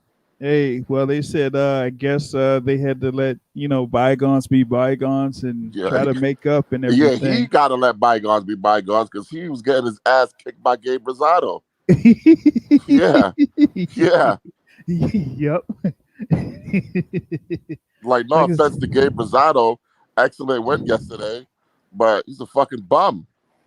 oh no. Sorry. Oh, I forgot. You're against everything that represents Philly, with the exception of Boots Enos. I like He Hop. just got on the Boots bandwagon. I like B Hop. I like Boots. Yeah. Fucking what happened to your boy J Rock, man? Hey, elbow, man. Come on, man. That's whack. Yeah. He should have fought anyway. Brian Mendoza ain't nobody. He should have Come fought on, man. anyway. If that was Deontay Wilder, he would have fought with one arm. Like That is against true. Chris He would've. Arreola. Yeah. That's true. He would have. Yeah, these Oh boys ain't hitting man. the same, man. But I shouldn't even talk shit about J Rock because he be liking a lot of my posts on Twitter. So maybe I'll, Yeah. cut him some slack. I don't know. I don't know if you. I don't know if he wanted to cut him some slack because he's under the tutelage of Javon Sugar Hill Stewart. So Yeah, snake shit, man. That's some real snake shit, man. I tell you. oh my God, yo. Yeah, it's crazy, So are man. they Yeah. gonna replace that fight, or we only I got a haven't two-fight seen any card now? update on if Mendoza's going to get a replacement opponent or not. Yeah, but who gives a shit about Mendoza? We were coming to see J Rock. Like that's not gonna help sell a pay-per-view. He's like, who cares? Yeah, who gives a fuck? I didn't even know who Brian Mendoza was. I had to look him up. Shit. Oh man, so yeah, we got this whole that card. Outside of that, what was I looking forward to, man? Of course the thing with Lubin and Rosario, but you had Akhmadov against Algenis Mendez outside of that. So maybe they're gonna have to have some type of replacement. Yeah, they gotta put something on there. Because it's a pay-per-view and you're gonna have to have 4 fights on that card. They gotta put something on there. But So- if it's only gonna be a 3-fight card, they better get in and get out early. I don't mind that. I like when boxing ends by 11 o'clock or a little bit earlier. I don't like the top ranked model of dragging shit out past midnight, almost 1 o'clock in the morning. Yeah. I don't like that. I want to be able to like have like a post game show, like some shit where you could talk about boxing because the night ended earlier enough for you to be able to digest and get instant reaction from fellow boxing fans about what you saw. Yeah, instead of like staying up until 4 in the morning. Yeah. 4 or 5 in the morning. Yeah, man. Yeah, that's the thing, man. So, I mean, because a lot of times, man, and that's how this thing ends up, especially if you're, on site for some of these things. You be out there until 1 a.m. Eastern, and then by the end of the fight and the press conference after the fight, it's like 2:30, 3 o'clock. Yeah, I didn't get to watch any of the post fight stuff with Inoue because it was just too late. Yeah, yeah, that was. So But are you looking forward to Lomachenko versus Nakatani? I am because I think there's still a few questions out there for Lomachenko with him being that lightweight. I still don't trust his quote unquote ring generalship at 135 pounds. Do you And trust Nakatani's eye? good question. Because I was kind of surprised when they announced the Lomachenko fight. I was like, damn, that's kind of early. Nakatani just had his eye messed up by Verdejo, and he's going to come right back against Lomachenko. Yeah, Are they right. trying to feed him to Lomachenko when they know he's damaged goods without getting a proper chance to heal just to build back up Lomachenko? I wouldn't put that past Top Rank.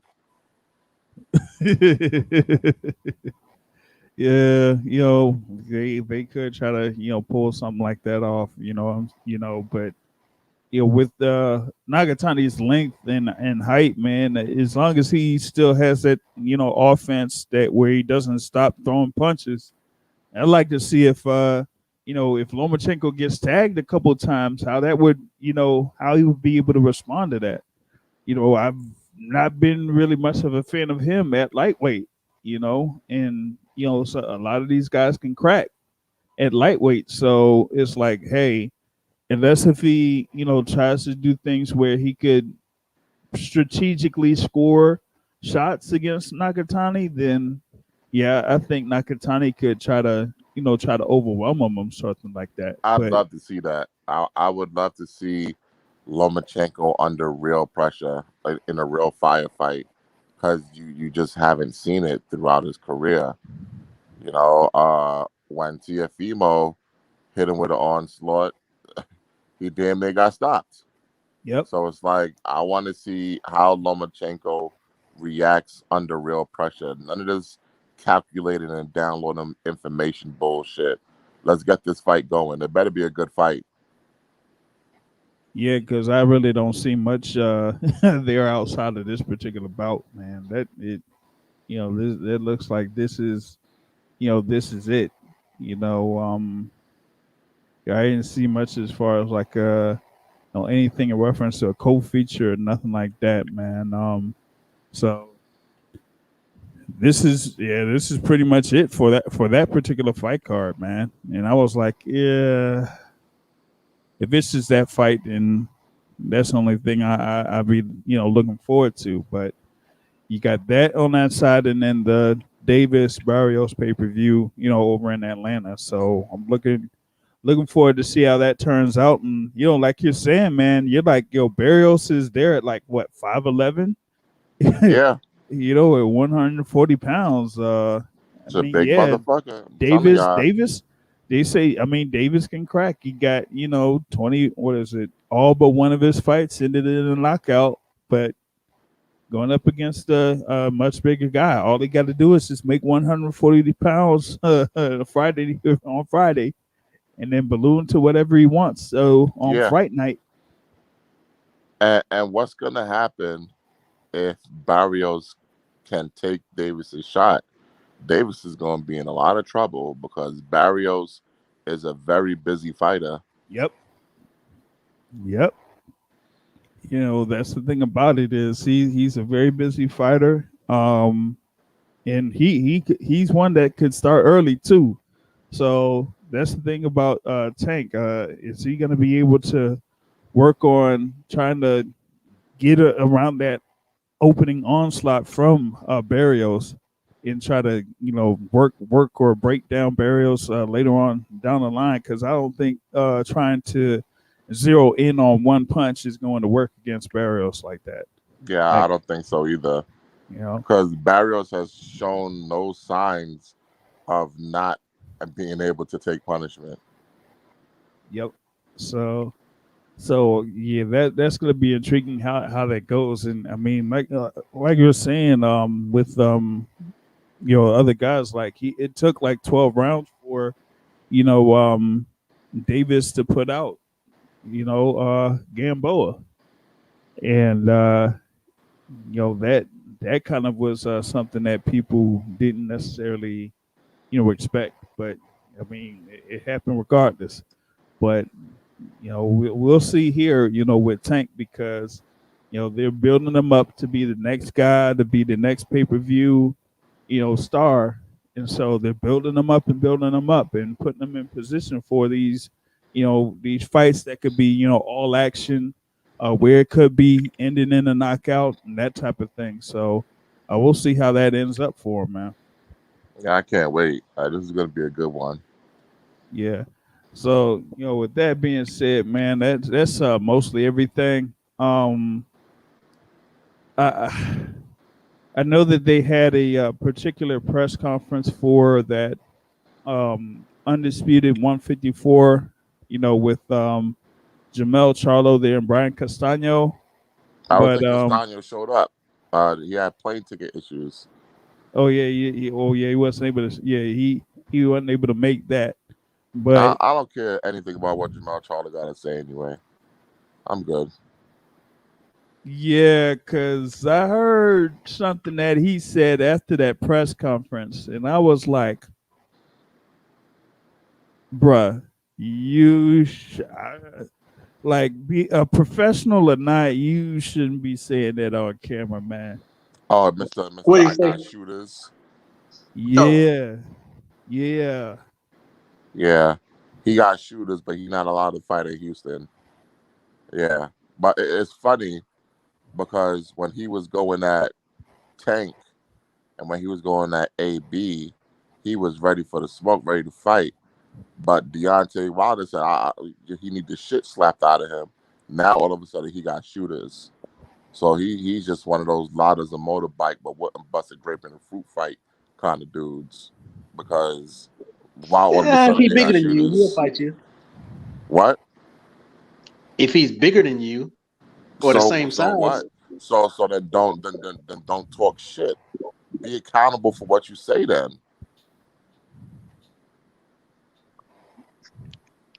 you know what age we live in, right? These guys are the Migos of boxing. Yes, yes, I was Uh, waiting for it. like, Yes, yes, I yeah, was waiting for it. them boys just he just talking. Cause you talking Woo. all that shit, you go out of your way to talk shit about Deontay Wilder when Deontay Wilder don't think about you, don't talk about you. You went out of your way to talk shit about Deontay Wilder, but when he said you need the shit slapped out of you, all of a sudden you got shooters. Well, where's your shooters for Jay Prince, who doesn't allow you to fight in Houston because of an incident that happened years ago? When was the last time Jermall Charlo fought in Houston? Where's his shooters protecting him so he could be the one drawing over 10,000 in the Toyota Center like his brother did last night? Yo, and that's crazy because he showed up. He was there, and I'm like, Get rid yeah, of you stupid could. hat. I'm like, you could be there in Houston, but as far as like But you won't fighting make in no Houston, money. Yep, not one dime. won't be able to move. Like in this thing here with this fight against Casano, that's in what, San Antonio? San Antonio. Come on.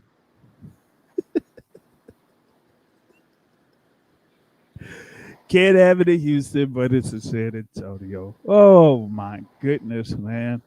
Oh, oh. Jermall. But hey, that I guess that's the type of things that just I guess makes them and this is after we done supported and put the money down for the Hmm. pay-per-view. Yeah, man. Race don't matter. I heard you. I heard you loud and clear, Jamal. I mean, we bought the pay-per-view because they black. Heard you loud and clear, Jamal. It don't matter. Yeah, He, you're not on anybody's top 10 pound for pound list because race don't matter, right? A unified champion, one step from undisputed, can't crack a top 10 pound for pound list, but fucking Lomachenko's still on the goddamn pound for pound list. Triple G still on the pound for pound list. Inoue is on the pound for pound list. Inoue deserves it. Let's not do that. Inoue is probably either Inoue or Canelo's number one, and I'm leaning towards Inoue now. After watching Julio Cesar Chavez Jr. lose to Anderson Silva, I gotta knock Canelo down a little bit because he allowed Chavez to go 12 with him.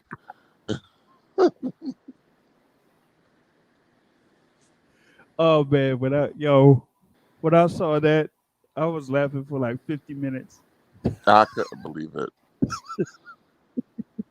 And Canelo was there. Yes. I He know was Canelo there. was probably like, this guy's pathetic. Yo, it was so funny, man. He was there, and then they had him there watching Chavez Sr. going through that fight with Hector Camacho Jr. And there was that one picture that was shared, man. Yeah, man. with Chavez Sr. hugging Canelo. And I said, yo, Chavez Sr. is looking at Canelo like he's the son that he was supposed to have. Yeah, man.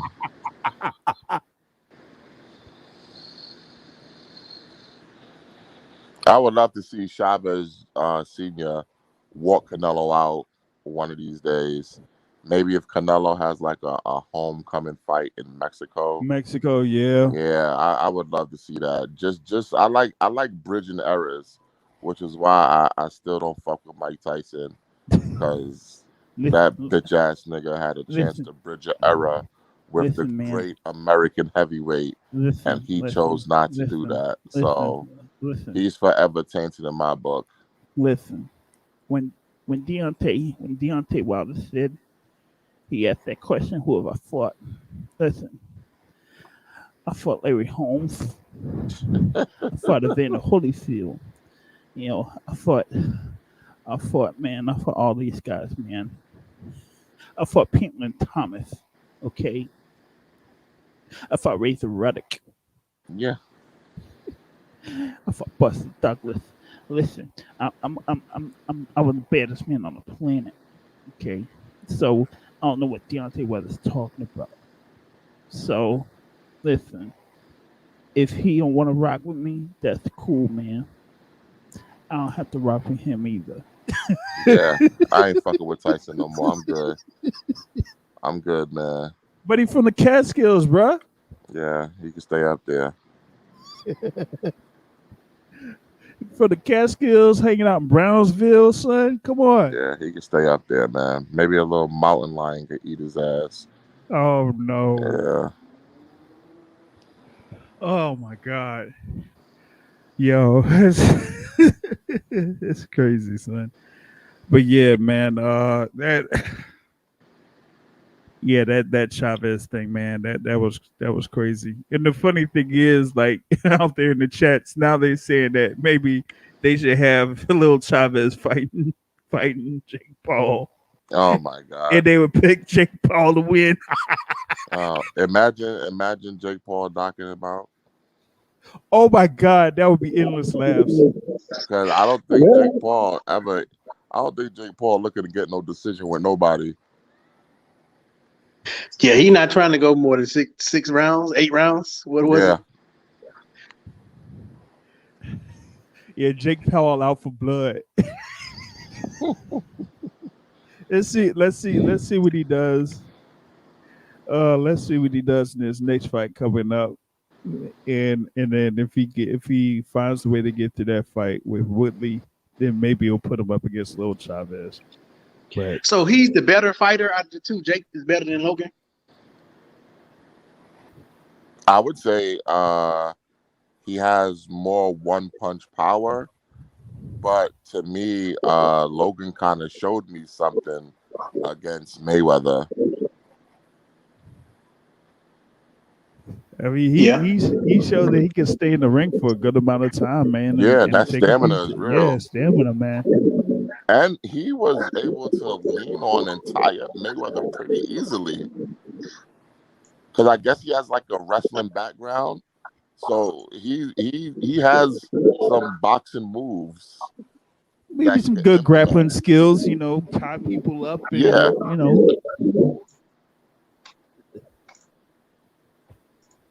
But yeah, Jake would he would crack little this, I guess. Oh man. Yeah. But I mean that's what I got here for this edition, folks. We got what's coming up next week. That'll be something to watch out for. Tank Davis versus Barrios over in Atlanta.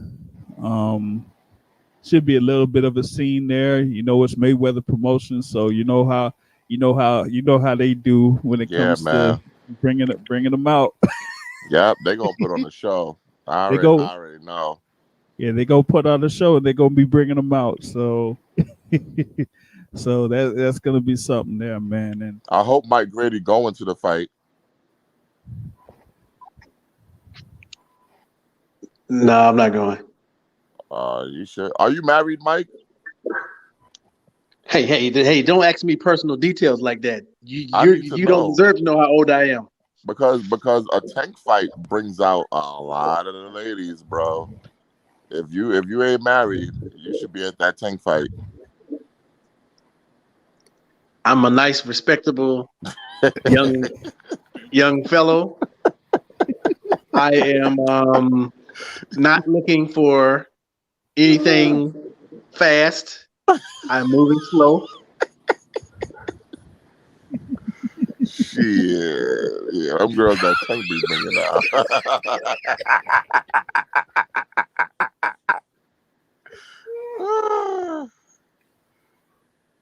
Oh man! I'm sure JR got me though. oh man, that's gonna be wild, man. It's gonna be wild. It's gonna be wild, definitely. And if whatchamacallit does pulls it out tonight, then that whole weekend is gonna be something. So we'll see. If who pull off what? The Hawks. Yeah. Oh, okay. Yeah. But no, I'm not married, man. I'm single. Man, you better go to that fight then, bruh. Get you a Ari.